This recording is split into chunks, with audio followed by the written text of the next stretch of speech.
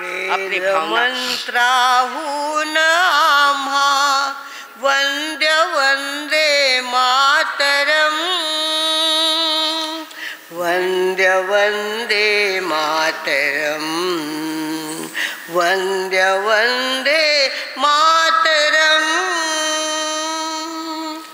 माऊलीच्या मुक्ततेचा यज्ञ झाला भारती, त्यात लाखो वीर देती जीवितांच्या आहुती।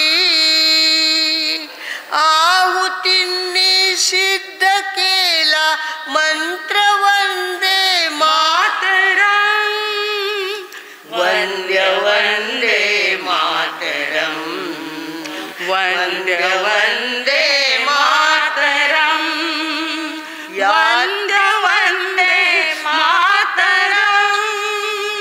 याच मंत्राने मृतांचे राष्ट्र सारे जागले, शस्त्रधारी वीर शस्त्रधारी निष्ठुरांशी शांतिवादी झुंजले, शांतिवादी झुंजले।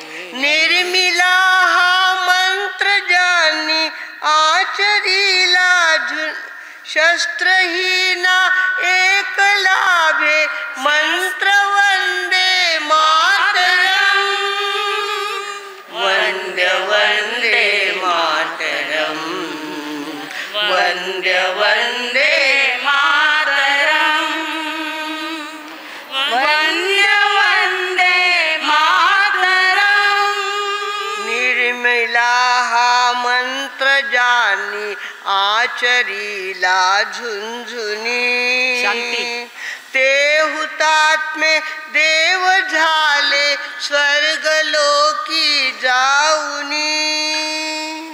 गातयांच्या आरतीचे गीत वंदे मातरम, वंद्य वंदे मातरम, बोलो वंद्य वंदे मातरम, वंद्य वंदे मातरम,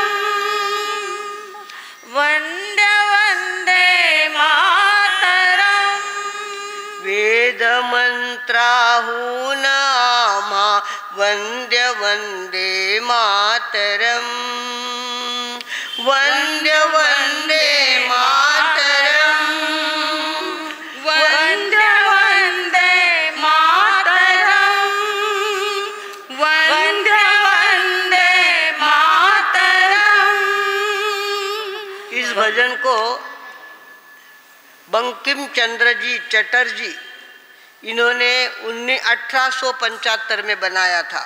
वंदे मातरम ये गीत हमारे बंकिम चंद्र जी चटर्जी इन्होंने 1875 में ये बनाया था और इसको गाया था हमारे रविंद्रनाथ जी टैगोर ने इसको गाया 1876 में। जब इन्होंने ये गीत बनाया तब इनकी भाव समाधि लग गई, इनको प्रत्यक्ष ऐसी देवी दिखने लग गई, ये भारत माता मेरी देवी है, मैं इसको माँ कहता हूँ और ये देवी का रूप है, ऐसा उनको ध्यान में आया। और आगे चलकर सारे स्वतंत्र सेनानियों ये गीत पसंद किया और हमारे रविंद्रनाथ टैगोर ने इसको कब गाया 1896 में। 1896 मध्ये ह्या गीताला वाचा मिळाली, ती कोणाकडून? रविंद्रनाथ टैगोर यांच्याकडून। इस प्रकार ये वंदे मातरम गीत अगर लगा तो ब्रिटिशों का माथा ठनक जाता था। अरे वंदे मातरम क्या लगाया है? उनको लगता था ये देश हमारा है, ये प्रॉपर्टी हमारी है और ये कौन होते हैं वंदे मातरम कहने वाले।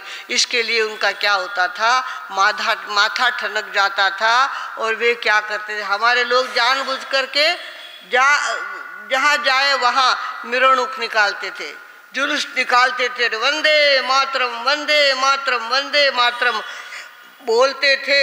और इस तरह से जानबूझ के लोगों ने, अपने लोगों ने क्या किया, वंदे मातरम नाम का पत्रक छपा दिया। वंदे मातरम का पत्रक छपा दिया, हाथ हाथ में वो कागज चला गया, वंदे मातरम वंदे मातरम वंदे मातरम, इस तरह से पत्रक छपा दिए। और ब्रिटिश बहुत धड़क गए। जब जुलूस निकल रहा था, वंदे मातरम बोल रहे थे, उस समय ब्रिटिशों ने क्या कर लिया, उनको पकड़ना चालू कर दिया। सत्ता उनके हाथ में थी ना, अपन पराधीन थे, उनको पकड़ना चालू कर दिया, उनको जेल में डाल दिया। कई लोगों को, अच्छे अच्छे घर की ऐसी वृद्ध महिलाएं, करोड़पतियों के घर की इतनी नाजुक, और उनको पकड़ना और जेल में डाल देना, पकड़ना और जेल में डाल देना चालू कर दिया। उसके विरोध में हमारे देश के लोग इकट्ठे हुए। कितने, बारिशाल नाम का गांव था, वहाँ पे 40,000 लोग इकट्ठे हुए। कितने हुए? 40,000 लोग इकट्ठे हुए और वंदे मातरम वंदे मातरम वंदे मातरम बोलने लग गए। तो लोगों का बहुत माथा ठनका, ब्रिटिशों का। उन्होंने 600 गुरखा पुलिस बुलाए, 600। उसके 6 फुट का तो डांडा और उसका 1 फुट की चौड़ाई, ऐसे डंडे सभी गुरखाओं के हाथ में दिए। और ये उनकी केस चलने वाली थी 26 अगस्त 1907 को ये केस चलने वाली थी। कि मैजिस्ट्रेट थे किंग्सफोर्ड। मैजिस्ट्रेट कौन थे? किंग्सफोर्ड। और उन्होंने ये केस चलाना चालू किया, तुमको या तो वंदे मातरम बंद करो और या तो जेल में जाओ। इस तरह से उन पर दबाव लाया गया था। अपने लोगों ने जुलूस निकाला। इतने 40,000 लोग बारिशाल नाम के गांव में भटक रहे थे, बोल रहे थे वंदे मातरम वंदे मातरम। इन्होंने सुरक्षा के लिए 600 गुरखा बुला के रखे थे। 6 फीट लंबी डांडी और काठी और 1 इंच चौड़ी, ऐसी काठी सभी गुरखाओं के हाथ में थी। और सारे कोर्ट के आगे इकट्ठे हो गए। इतनी भीड़ इकट्ठी हो गई कि पूछो मत। और वे गोरे गोरे गुरखा जो थे, गले लट्ठ ऐसे थे, वो क्या करते थे, डंडा मारने का काम कर रहे थे। अच्छे अच्छे घर की औरतों को डंडा लग रहा था। अच्छे अच्छे घर के गुजराती लोग इसमें बहुत ज़्यादा शामिल थे, मारवाड़ी कम थे, गुजराती लोग इसमें बहुत शामिल हुए थे और उनको डंडा मारा जाता था। एक सुशील नाम का 15 साल का बच्चा था। वो देखा मेरे दादी जैसे, परदादी जैसे औरतों को ये गुरखा लोग मार रहे हैं, इनका दोष क्या है, खाली वंदे मातरम बोलते हैं, उसके लिए इनको डंडा खाना पड़ता है। वो क्या हो गया, दीवार के ऊपर चढ़ा। दीवार के ऊपर चढ़ा और एक गुरखा था, वो डंडा उसने हाथ में लिया था, ये जाके उसके कंधे पे बैठ गया। कौन? सुशील। सुशील 15 साल का लड़का था, जाके कंधे पे बैठ दिया। ऐसा जोरदार धक्का दिया कि वो गुरखा नीचे ही पड़ गया, नीचे गिर गया और वो घायल हो गया। लोगों ने सुशील को पकड़ा। अरे तू कौन होता है, सरकार के विरुद्ध, थोड़ा आवाज कम करना, वो सरकार के विरुद्ध काम करने वाला कौन होता है तू? उसको क्या कहा कि 15 सोटों की सजा इसको सहन करनी पड़ेगी। वहाँ के किंग्सफोर्ड नाम के जज ने कहा इसको 15 सोटों की सजा सहन करनी पड़ेगी। और कहते हैं सुशील का शर्ट निकाला गया, उसको घुटने के बल पर बैठाया गया, उसका माथा जमीन पे लगाया गया और पीछे डंडा मारने वाला, सोटा मारने वाला खड़ा हो गया, जल्लाद। इतना जोरदार सोटा मारता था वो कि सामने वाले की चमड़ी उखड़ जाए, इतना जोरदार। तो इस तरह से सुशील को वहाँ बैठाया गया, उसका शर्ट उतारा गया। सारे लोगों का दिल ऐसा हो रहा था कि अरे हमारा छोटा सा बच्चा, और उसको 15 सोटे, एक सोटे में जान निकल जाती है, 15 सोटे कैसे खाएगा, इस तरह से विचार कर रहे थे। और उन्होंने तो जोरदार ऐसा एक कहा, सुशील ने कहा भारत माता की जय। इतना सोटा लग रहा था, फिर भी वो क्या कह रहा था, वंदे मातरम दूसरा सोटा आया वंदे मातरम, तीसरा सोटा आया वंदे मातरम। उसने ऐसा नहीं कहा मुझे मत मारो, मुझे मत मारो, मुझे बचा लो, ऐसा गिड़गिड़ाया नहीं। वो घबराया नहीं, उसने तो वंदे मातरम बोलना। वंदे मातरम के लिए तुम सजा कर रहे हो ना, सोटे खाएंगे पर वंदे मातरम बोलेंगे, सोटे खाएंगे पर वंदे मातरम बोलेंगे। 15 सोटे खाए तब तक तो सुशील की पीठ लहूलुहान हो गई, खून से भर गई पीठ। इतना खून उसके शरीर में से निकला, सारे लोगों का जीव इस तरह से बेचैन हो रहा था। और उसने इतने डंडे खा करके भी रोया नहीं। 15 साल का था, 15 सोटे खाए और रोया नहीं। आखिर रैली निकली है बाइक री, हाँ बैंक वाला री रैली आज स्वतंत्रता दिवस झंडा लेने कह दो माइक में। अभी अपनी 15 अगस्त की मिरवणूक जा रही है।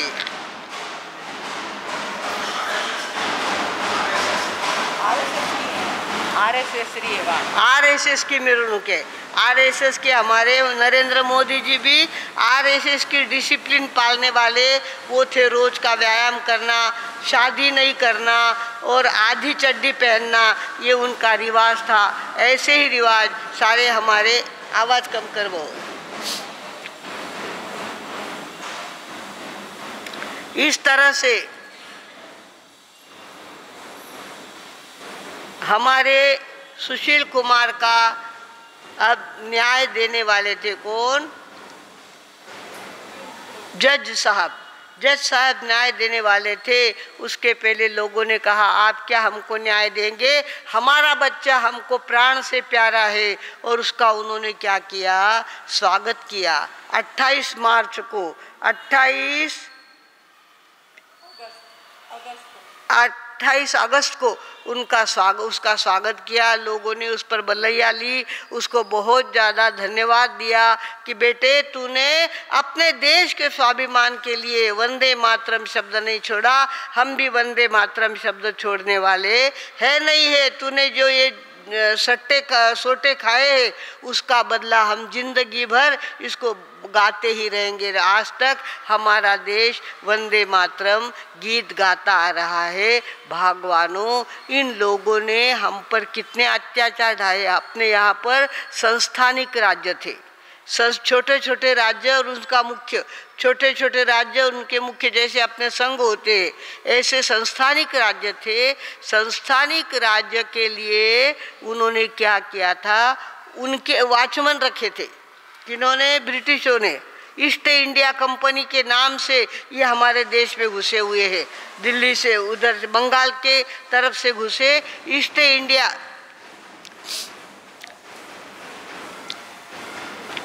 तो इन्होंने क्या किया कि अपने लोगों कोई गड़बड़ी ना करे, स्वतंत्रतावादी लोगों के जाकर के अपनी बातें ना कह दे, इसके लिए संस्थानिक राज्यों के ऊपर वॉचमैन रखे थे। और वॉचमैन पगार किसने देना? जिन पर वॉचमैन रखा है उन्हीं को पगार देना। सरकार पगार नहीं देगी, वो आदमी पगार देगा, वो संस्थानिक राजा पगार देगा। और उसको कहा कि यहाँ कोई भी गड़बड़ करे तो हमको आकर सूचना देना, हमको आकर सूचना देना। पगार अपना, वॉचमैन अपने, पर पगार सूचना किनको देना? ब्रिटिशों को देना। इस तरह से उल्टा न्याय चालू किया थे। हमारे यहाँ पे ऐसे कारागिर थे, ऐसी मलमल बनाते थे ढाका की कि जो अंगूठे में से पूरा मीटर कपड़ा निकल जाए, पूरी साड़ी निकल जाए, पूरी धोती निकल जाए, ऐसी ढाका की मलमल बनाते थे। कहीं इनका नाम बड़ा ना हो जाए और कहीं इनको लोग ज़्यादा मानने ना लग जाए, इसके लिए उन कारागिरों के हाथ छाट दिए। ब्रिटिशों ने क्या कर दिया, उनके हाथ ही काट डाले, हाथ काट डाले और आगे से ढाका की मलमल अपने यहाँ तैयारी नहीं हुई। इस तरह से भगवानों अपने यहाँ बहुत कर्तव्यगार, बहुत कलाकार, ऐसे बहुत सारे लोग थे, पर ब्रिटिशों ने हमेशा हमको आगे नहीं बढ़ने दिया, हमारी कला को आगे नहीं बढ़ने दिया।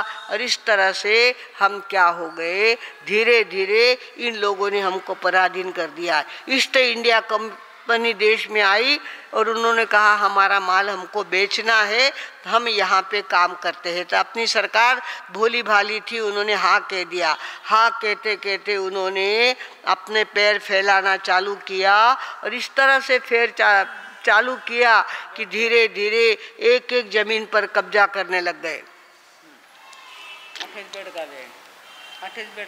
भारत में चलेगा। हाँ, और उन्होंने कब्जा करना चालू किया और अपने देश में बसते गए करते गए। अरे हमारा देश एक महल है, हमारा देश एक महल है, हम सब एक है, हम सब एक है। आप तो आप और हम तो एक है ही, अपना धर्म एक, अपना मंत्र एक, अपने गुरु एक, अपना खान पान एक, सारा कुछ एक है। पर ऐसे भी देखा जाए तो पूरा भारत देश हमारा एक महल है। और अगर हमारा देश एक शरीर है तो उसका हम एक कोश है, कोशिकाएं होती ना, एक कोश हम है। हमारा शरीर अगर एक मशीन है तो उसका एक पुर्जा हमारे देश के हम है। हाँ, एक पुर्जा भी खराब हो जाए तो पूरी मशीन खराब होती कि नहीं। सारे लोगों को चाहिए पहले देश की पूजा करें। हमारे प्रतिक्रमण में हम बोलते हैं राज विरुद्ध काम किया हो, राज के विरुद्ध कोई काम नहीं करना। हमारे गुरुनी जी महाराज साहब 26 जनवरी को 26 जनवरी मनाते थे, 15 अगस्त को 15 अगस्त की बात करते थे। और देश की पूजा हमारी सबसे बड़ी पूजा है, जहाँ हम रहते हैं, जिसके कारण से हमारी सुरक्षा है। नहीं तो ये मुगल लोग हमारी औरतों को ऐसे सुरक्षित रखते क्या? हमारी औरतें सुरक्षित, और ब्रिटिशों के राज्य में तो सभा लेना ही मना था। हमारे साधु संत व्याख्यान नहीं दे सकते थे, सभा नहीं होती थी, और सभा के अंदर देश प्रेम की बात बिल्कुल नहीं होती थी। इतने हम पराधीन थे भगवानों। पहले हमारे यहाँ मुगलों ने राज्य किया। किन्होंने राज्य किया? मुगलों ने राज्य किया 1500 में। अभी 1900 हो गया, 2000 हो गया, 1500 की बात है। 1500 में पृथ्वीराज चौहान और मोहम्मद गौरी, इनके बीच में युद्ध हुआ था। और मोहम्मद गौरी चाहता था सोमनाथ का जो मंदिर है उसके अंदर बहुत धन है, किंतु उस मंदिर के कोष में जाने का रास्ता उसको पता नहीं था। चारों तरफ से देखता था पर कहीं से पता नहीं लगता था। तो हमारे यहाँ एक होके गया, कौन हुयो? जयचंद। समलो जयचंदो समलो। जयचंद नाम का एक आदमी था, वो फितूर हो गया और उसने बता दिया ऐसे तलघर में जाने का, सो के जाने का रास्ता है। सो के तलघर में जाओगे, आगे जाके खड़े होंगे तब एक एक दरवाजा आपको मिलता जाएगा। हमारे सोमनाथ का मंदिर का खजाना तुमको वहाँ मिलेगा। इस तरह से कौन फूटा? जयचंद, अपना आदमी था।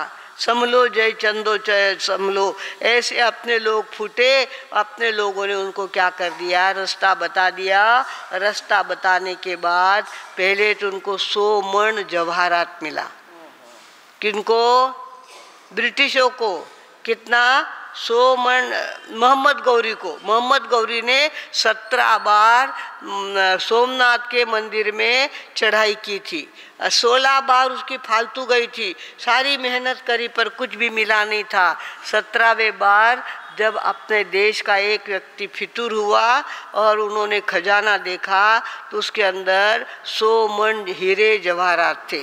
उसके बाद 200 मन सोना था, 200 मन सोना मिला, 1000 मन चांदी मिली, और रोकड़ का तो कोई हिसाब ही नहीं। इतनी रेकॉर्ड सारा उसने ऊँट के ऊपर ले जा करके अपने देश में वो मोहम्मद गौरी लेके गया। भगवानों, इतना धन हमारे पास तभी तो हम कहते सोने की चिड़िया। भारत को कौन क्या कहता है? एक सुंदर लड़की होती है, उसको 25 घर की सगाई आती है, तुम्हारी बेटी हमारे घर में दो, तुम्हारी बेटी हमारे को दो। ये सबसे सुंदर हमारा भारत देश है और इसके लिए ब्रिटिशों को इतना आकर्षण हुआ, मुगलों को इतना आकर्षण हुआ, हमारे देश पे आके बसे और हम पर उन्होंने क्या किया?